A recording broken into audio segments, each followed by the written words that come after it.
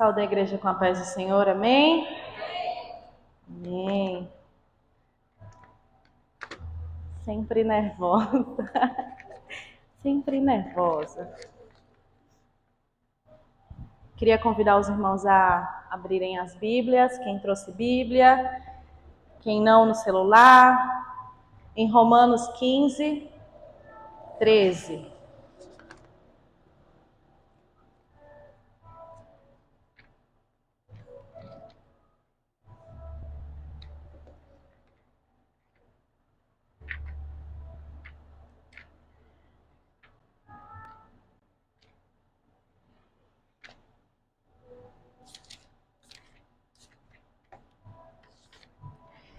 Em Romanos 15, 13 diz assim: que Deus, a fonte de esperança, os encha inteiramente de alegria e paz, em vista da fé que vocês depositam nele, de modo que vocês transbordem de esperança pelo poder do Espírito Santo. Amém? Ontem, quando eu estava estudando e pedindo a Deus, né, que Deus ele falasse ao meu coração algo que ele quisesse falar para os irmãos. E Deus ele colocou em minha vista para falar sobre esperança, né? Esperança, sobre termos esperança em lugares inesperados. Esperança quando parece que não tem saída. Esperança quando parece não ter solução. Esperança de alguém que espera passar em uma prova, de alguém que está entregando o currículo, de alguém que quer ser mãe, quer ser pai, alguém que quer conquistar algo e é inesperado. É inesperado. Às vezes as coisas acontecem, às vezes tem algo que a gente espera muito. E de tanto a gente espera tanto que a gente acaba cansando. E aí nos falta esperança. Mas aí a Bíblia fala que Deus, a fonte de esperança, os encha inteiramente de alegria e paz. Por quê? Quando nós temos alegria, quando somos alegres, temos ânimo e temos paz no nosso coração, nós temos esperança. Não é sobre otimismo, não é sobre estar sempre alegre, não. É sobre ter alegria que vem de Deus, a alegria que Deus nos dá, a paz que Ele nos dá. E só essa paz que nos conforta. E aí é onde vem a esperança. E tem em Romanos ainda, capítulo 15, versículo 4, na parte mais final, fala assim: as escrituras, elas nos dão paciência e ânimo para mantermos a esperança. Então não basta ter alegria e paz. A palavra de Deus, a escritura dele, quando nós conhecemos a palavra dele, nós temos paciência, nós adquirimos paciência, porque ele nos dá paciência, ele nos dá paz, ele nos dá alegria. Então, o crente que conhece a Bíblia, que conhece intimamente a Deus, que conhece a palavra dele, sabe de tudo que Deus pode fazer, de tudo que ele já fez, ele precisa olhar, se ajoelhar e falar: Deus, me traz à memória aquilo que me dá esperança, que é o que a palavra dele nos diz também, para que ele nos traga à memória aquilo que ele nos já fez. Então, se você tem saúde, se você tem paz, se você tem alegria, se você conquistou muitas coisas na sua vida, se você tem um trabalho e você lutou tanto por isso, por que Deus ele não pode fazer mais? Ele nos dá esperança. Nós precisamos relembrar aquilo que ele já fez, porque às vezes nós esquecemos. Nós esquecemos as coisas que Deus fez pra gente. Né? Tem até um ditado que fala, entre as pessoas, que falam assim: quem faz, lembra, mas quem recebe nunca lembra.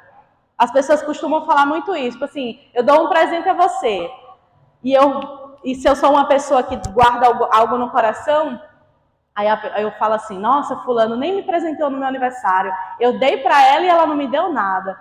E às vezes a pessoa inocentemente esqueceu que a pessoa deu um presente, né? E às vezes isso acontece com a gente. Deus, ele nos dá tanto e por vezes nós esquecemos. Ele nos dá tanto sem muitas vezes nós merecer. Às vezes não é nem material, mas um livramento que Deus nos dá, algo que Deus nos oferta, uma palavra, um abraço, uma amizade, algo que Deus nos oferta e nós esquecemos. E nós precisamos lembrar. Nós precisamos lembrar, porque a palavra dele fala que nós precisamos orar para que ele nos traga memória. Às vezes a gente senta, joelha para orar e não sabe nem por que orar.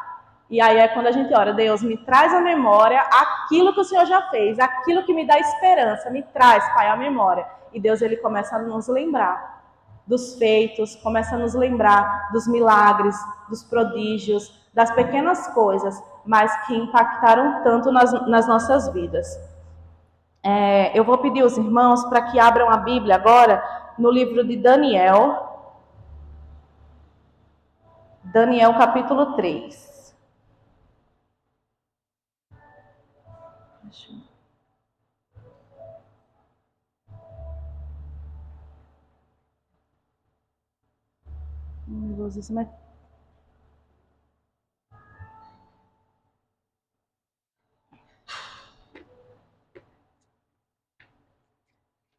Para que vocês possam acompanhar. Quando eu estava lendo ontem, eu pesquisei sobre pessoas que tiveram esperança na Bíblia, que confiaram em Deus, que tinham esperança em Deus, no Deus que nós servimos. E Deus, ele me lembrou de Sadraque, Mesaque e Abednego, os 3 jovens, né, que foram chamados para Babilônia para servir ao rei. Então, esses 3 jovens de Jerusalém, quando Babilônia pegou Jerusalém, separaram alguns jovens, né, fortes, sábios, inteligentes, para servir na Babilônia. E os Sadraque, Mesaque e Abednego foram um deles. E eram jovens tementes a Deus, que sabiam, que conheciam a palavra, que seguiam, que serviam a Deus.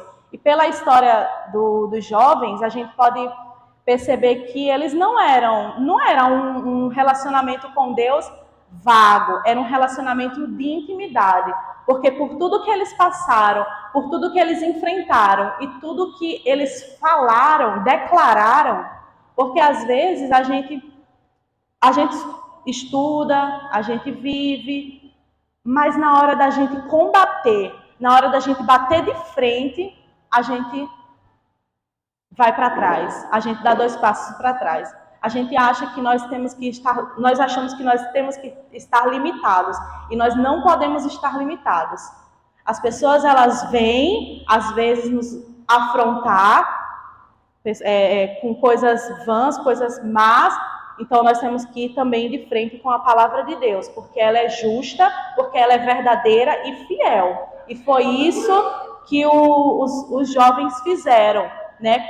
Todos aqui conhecem a história. Quando Nabucodonosor não bastava, né? Ele achou muito pouco ele ser o rei, e aí ele fez a estátua lá de ouro com a imagem dele, e ele decretou para todo mundo ali da Babilônia que todo mundo, quando tocasse os instrumentos, tocassem tudo, todo mundo tinha que se ajoelhar, todo mundo tinha que adorar, senão ia ser lançado na fornalha de fogo ardente. E aí, Sadraque, Mesaque e Abednego, como bons íntimos do Senhor, íntimos de Deus, eles não aceitaram isso. Será que hoje a gente conseguiria ser igual a eles? Ser igual Sadraque, Mesaque e Abednego? Eu penso, e é muito difícil, meus irmãos. Muito difícil, não é fácil. Não é fácil. Você pode dizer, eu enfrentaria, eu sou mais né, fera e eu sou crente de verdade, eu vou lá e enfrento. Mas vá de frente a frente, é difícil, não é fácil. Por isso que temos que ser constantes e vigilantes, porque qualquer brecha, qualquer abertura, qualquer fraqueza, em qualquer momento que a gente está fraco, a gente pode cair em qualquer armadilha. A gente pode cair em qualquer tipo de situação igual essa aqui. Não numa fornalha de fogo ardente, que não existe mais isso hoje, mas em qualquer outra situação. Eu lembro de um rapaz que ele contou uma história uma vez, que ele falou, ele ia para a faculdade, ele ia para o Betel, ele fazia teologia na época. E ele falou assim para mim, eu tô para o pessoal lá, eu estou precisando de dinheiro e o meu patrão me deu a opção de me dispensar e eu receber o seguro e continuar trabalhando. Tipo assim, muita gente faz isso. A gente sabe que muita gente faz isso. Só que depois ele pensou, ele falou, isso não é certo. Eu vou estar recebendo um dinheiro que podia ser podia ser de outra pessoa, um dinheiro que não era para ser meu, porque eu estou recebendo seguro e estou trabalhando indiretamente. E Deus tocou no coração dele, porque eu acredito que Deus ele cobra cada pessoa de uma forma. Eu acredito muito nisso.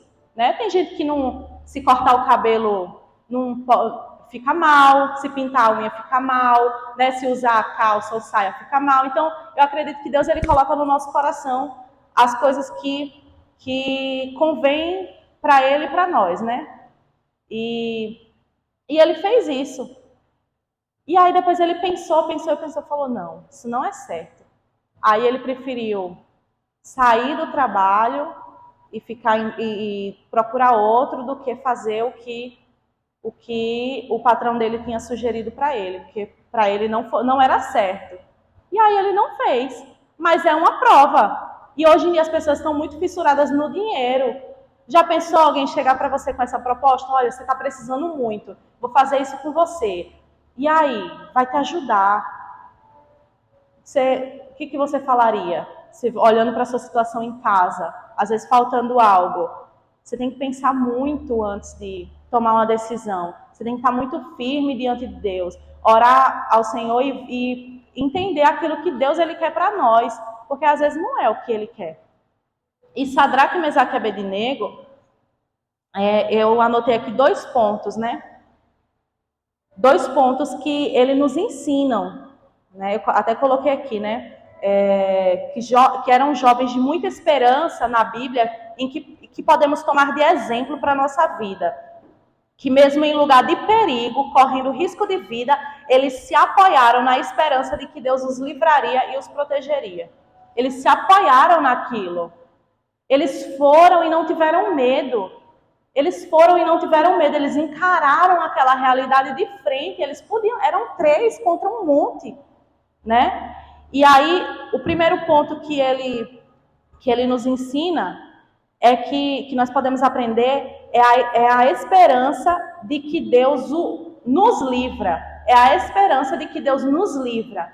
Por isso que temos que ter esperança. Deus, ele nos livra. Você está numa situação difícil, você está de frente a frente com coisas ruins, tenha esperança de que Deus os livra. Esperança de que Deus os livra. E isso mostra em Daniel 3,17. Quando o Nabucodonosor ficou lá com raiva, disse que ia lançar ele, disse, e aí, quem que vai proteger você? Quem que vai proteger você da fornalha de fogo ardente? Qual é o Deus que vai proteger vocês? E aí ele respondeu assim, Daniel 3,17. Se formos lançados na fornalha de fogo ardente, olha essa resposta. O Deus a quem nós servimos pode nos salvar. E ainda afirma, sim, ele nos livrará de suas mãos, ó rei. Olha que palavra, olha que autoridade que esses jovens usaram. Eles usaram a autoridade que Deus deu a eles, a sabedoria que Deus deu a eles. Eles usaram isso para enfrentar. E aí, eu anotei aqui, eles tinham intimidade com Deus. Dá para entender, de acordo com a fala deles, que eles conheciam e amavam a um Deus todo-poderoso. E eles tiveram paz quando eles disseram aquilo. Eles tiveram paz. Quem conhece a Deus tem o quê? Paz. Deus, ele nos dá paz. E aí a esperança, temos que ter esperança de que Deus nos livra. E o segundo ponto, eles tiveram confiança de que Deus faria o melhor, independente de que se fosse o sim ou não. Se eles fossem livres ou não, se eles vivessem ou morressem, eles tinham confiança de que Deus tinha feito o melhor. No versículo 18, complementa, fala assim: mas ainda que Deus, não nos livre, queremos deixar claro que jamais serviremos seus deuses ou adoraremos as estátuas de ouro que o rei levantou. Estava muito claro na cabeça desses jovens. E é algo que tem que estar claro na nossa cabeça, nos dias de hoje. Naquele tempo, era a fornalha. E hoje, o que tem? O que é? O que nos afronta? Temos que colocar diante de Deus aquilo que nos afronta, aquilo que mexe com a gente, que a gente pode se desestruturar, colocar diante de Deus para que Deus nos livre. Mas não é só pedir, é ter esperança de que Deus vai nos livrar e confiança de que Ele fará o melhor. Amém? E aí depois, vocês conhecem a história, eles foram lançados, né, na fornalha, e o próprio Nabucodonosor, os próprios soldados, na verdade, quando iam jogar eles na fornalha, morreram, e eles estavam amarrados e eles não morreram. Eles não morreram. Gente, é uma fornalha de fogo ardente. É uma fornalha de fogo ardente. A gente vai fazer alguma comida no fogão, se queima, já dá um grito. Imagina uma fornalha, já se queima, fica manchado roxo. As cordas que estavam amarradas neles devem ter se soltado. E os soldados que só lançaram morreram. É a Bíblia que nos diz. Os soldados, não é história, é a Bíblia que nos diz. A Bíblia nos fala e a Bíblia é clara. É clara quando ela fala para a gente. Temos que glorificar o nome do Senhor, porque Ele fez o melhor. E Nabucodonosor viu, lançaram 3, mas tinham 4. Quem era o quarto? Quem era o quarto? Era Jesus, era um anjo que o Senhor mandou, era o próprio Deus, foi Ele providenciou, Ele providenciou. E Ele providencia todos os dias. Quantas vezes o Senhor não providenciou coisas para a gente que a gente nem imaginaria? Ele vai lá e providencia, Ele vai lá e cessa, Ele vai lá e mexe, faz uma coisa, faz outra. E o nosso é o mínimo. Olha quanto foi o mínimo do Sadraque. Foi apenas enfrentar e declarar com a sua boca: ainda assim eu não adorarei outro Deus. Ainda assim eu não adorarei outro rei. Eu adorarei ao meu Deus, o Deus Todo-Poderoso, e Ele que me livra. Eles tiveram esperança, eles tiveram confiança. Eu lembro que uma vez uma moça falou assim para mim: Ingrid, a gente tem que orar ao Senhor, entregar a Ele e confiar. Não é só entregar, porque às vezes a gente entrega desconfiando, né? Eu não lembro se foi minha mãe que falou, Ingrid, a gente tem que entregar e confiar que Ele fará. Não adianta a gente entregar e ficar na dúvida. Deus não é Deus de dúvidas, Deus é Deus de certeza, Deus é Deus de sim ou de não. Ele é Deus que vai, Ele é Deus que cessa a tempestade, Ele é Deus que enfrenta, Ele é Deus que está aqui com a gente, ó, do nosso lado. E aí no final, eu anotei aqui assim, esses jovens, eles sabiam que Deus faz aquilo que Ele quer. Os jovens, eles sabiam que Deus faz o que Ele quer. E não o que eles queriam. Eles confiaram em Deus, mas mesmo assim eles sabiam, ó, eu confio em Deus, mas eu sei que Ele vai fazer aquilo que Ele tem que fazer. Não é aquilo que eu quero. Eu quero viver? Lógico que eu quero viver. Mas Deus, Ele pode deixar... Para tudo existe um propósito. Ele pode deixar que a gente morra ali, ou que a gente viva. E aí, Deus sabia que o próprio Nabucodonosor tiraria uma lição dali. Quando o Nabucodonosor, ele fala assim, no capítulo 3 ainda, versículo 34. Fala assim: Passado esse tempo, eu, Nabucodonosor, isso é o Nabucodonosor mesmo falando, olhei para o céu, a minha sanidade voltou. Eu louvei e adorei o Altíssimo e honrei aquele que vive para sempre. O seu domínio é para sempre, o seu reino por todas as gerações. Comparados a ele, os habitantes da terra são como nada. Ele, olha isso, ele faz o que quer entre os anjos do céu e entre os habitantes da terra.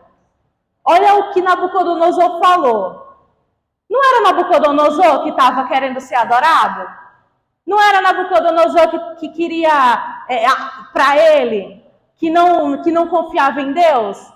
Era uma pessoa que não confiava em Deus. Era uma pessoa que não tinha firmeza no Senhor. Quem tinha firmeza no Senhor desde o início era Sadraque, Mesaque, Abednego, Daniel, Ezequiel. Nabucodonosor não. Ele confrontou o Senhor. E mesmo assim, no final, ele fala: ele faz o que quer entre os anjos do céu e entre os habitantes da terra. Deus, ele faz o que ele quer. O que ele quer e não o que nós queremos. Às vezes as coisas vão andando bem pra gente, não estão andando bem? E aí a gente trabalha, nossa, eu estou trabalhando, estou estudando, estou isso, estou aquilo. Não é porque você quer. É porque Deus também quer. Você quer trabalhar, estudar, ganhar dinheiro, tudo bem. Mas é porque Deus permite que isso aconteça. Se ele não quisesse, se ele quisesse te ensinar outra coisa, não seria isso. Porque não vem de nós. Não é a força do nosso braço, não é o nosso carro, não é a nossa casa. Não é o nosso próprio eu, não é o nosso próprio entendimento. É Ele em todas as coisas. É Ele em tudo. E às vezes esquecemos disso. Esquecemos que é Ele. E em Isaías, para finalizar, para provar que Deus ele realmente está com a gente em todo o tempo, tem um versículo que eu gosto muito, em Isaías 43, Isaías 43, 1 e 2, que fala assim: Mas agora assim diz o Senhor que te criou, ó Jacó, e que te formou, ó Israel. Não temas, porque eu te remi, chamei-te pelo teu nome, tu és meu. Quando passares pelas águas, estarei contigo, e quando pelos rios, eles não te submergirão. Quando passares pelo fogo, não te queimarás, e nem a chama arderá em ti. Aleluia. Amém? Então Deus, ele nos prova, é igual, eu brinco que é igual às provas que a gente faz na escola. Não sei se vocês lembram quando a gente fazia lá a continha de mais de menos, e aí depois a professora falava assim: agora tire a prova. E é isso, a Bíblia é isso. A gente vê num lado, acerta vê do outro. O que a gente vê do lado, Deus falando, no outro tem confirmando. Sadraque, Mesaque e Abednego caíram na fornalha de fogo e Deus provou. Ele não falou: se passares pelo fogo não te queimará. E isso serve para muitas coisas nas nossas vidas, em tudo que nós formos passar, em tudo que nós formos vivenciar, passar por uma luta, passar por uma prova. Deus, ele não vai nos abandonar, ele está do nosso lado, ele está aqui, ó, com a gente. E às vezes a gente acha que é a nossa própria força, mas não, a força vem de Deus e é ele que pode. Para terminar, agora terminar de vez, vou aproveitar o ensejo, né? Como diz lá na Paraíba. Logo assim que eu cheguei aqui, acho que eu já falei para os meninos já. Eu tomava, é um testemunho, né? Eu considero. Eu tomava Zolpidem para dormir, né? Eu estava muito acelerada porque eu cheguei aqui, não estava trabalhando. Lá na Paraíba também. Logo no finalzinho, antes da gente vir para cá, né, Vini? Eu passei a tomar, muito ansiosa, não conseguia dormir, parava, não conseguia dormir de jeito nenhum, eu estava morta de cansada e aquele sono não vinha. Se eu não tomasse, comprava Zolpidem, né? Passava pelo médico, ele receitava 10 miligramas, eu partia no meio para ficar 5 miligramas e tomava toda noite. E eu apagava. E aí eu sempre pedia a Deus, eu pedia a Deus. E eu tinha esperança de que um dia eu sararia daquilo, que eu não ia tomar mais, não ia precisar tomar mais para dormir, que eu ia parar de tomar. E há uns dois meses atrás, Deus tirou isso de mim. Eu não tomo mais nada de remédio, nada, nada, nada. E eu louvo a Deus, porque era uma dependência, assim, de você tomar. Porque acelerada, muito acelerada, e aquilo me deixava mal. Que a minha mãe, ela já toma, né? Minha mãe, ela é mais acelerada nesse sentido. Mas, e aí eu não queria entrar nessa. E eu tinha que tomar. Chegava do trabalho em casa bem cansada, e mesmo assim eu deitava, rolava e nada de dormir. E hoje Deus, ele tirou de mim. E eu digo a você, tenha esperança, confie que Deus, ele pode fazer tudo. Não faça a medição com a sua régua. Meça com a régua dele, com aquilo que a palavra nos diz. E aquilo que a palavra nos diz é verdadeiro e é fiel, porque ele tem dado os sinais. Ele tem nos dado os sinais e ele cumpre tudo aquilo que ele promete, ele cumpre. Amém?